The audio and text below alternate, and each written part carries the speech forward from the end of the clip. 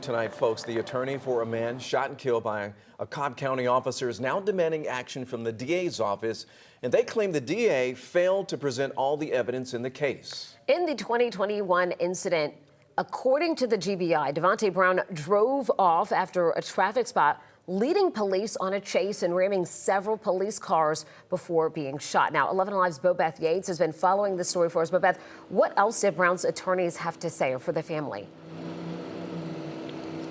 Well, Jennifer, attorneys for Devonte Brown's family tells me that after reading the transcripts from that grand jury indictment or the grand jury proceedings, they believe important information was not presented, including the findings from that GBI investigation.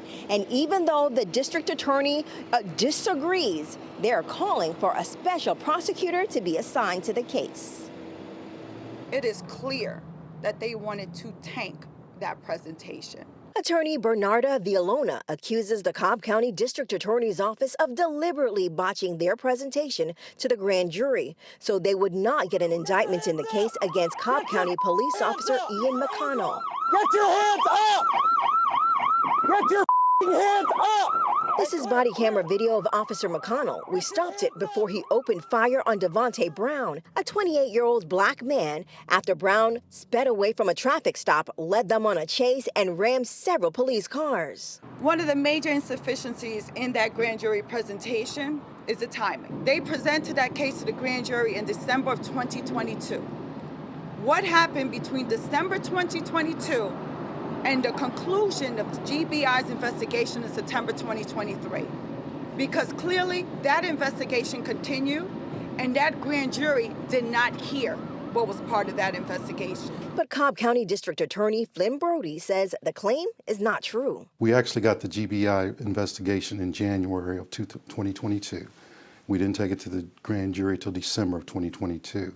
So we had the report, we had the investigating agent testify at the grand jury hearing. Brody says the GBI completed their investigation well before they closed the case, and that the September 2023 date given for when the case was closed refers to when the evidence was returned to police. But the family's attorneys disagree and point to additional discrepancies, including the officer's potential violation of the department's use of force policy, which was also not a part of the grand jury presentation. They also have a deadly force policy, 5.20, stating if the officers are not in imminent threat of injury, you are not to use deadly force.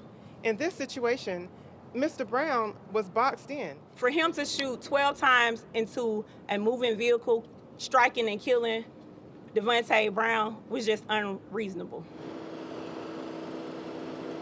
Again, the attorneys for the family are calling for a special prosecutor to be appointed to this case, and the case then be presented to a new grand jury. Now, it's also important to note that the officer in this case was cleared of all wrongdoing and is actually currently still on the